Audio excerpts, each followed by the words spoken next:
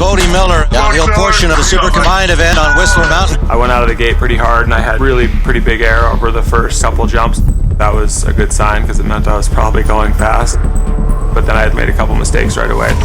I got outside the track a couple times, which frustrated me. It's important to note, though, Tim, that in the last 3 seasons, Bode Miller has not won a combined race without winning the downhill first. I was in a position where I was losing time. I'm a little concerned that this may not be fast enough to win this run. And he is into 6th place, more than 7/10 behind the leader. When I got to the finish line, I was 7th in the downhill. And then you have to go back up and re-prepare and re-engage, let that part go because I'd made mistakes and had not executed the way that I should have. I kind of knew that I was in a pressure situation. That would be Bode Miller. He won both the slalom and the downhill portions at Wengen in the Super Combined. Slalom hadn't been my biggest strength, but in the past I've won slaloms and I know that I'm capable of huge speed in slalom. So I was still really comfortable. Just increased his lead over Kozelich at the bottom.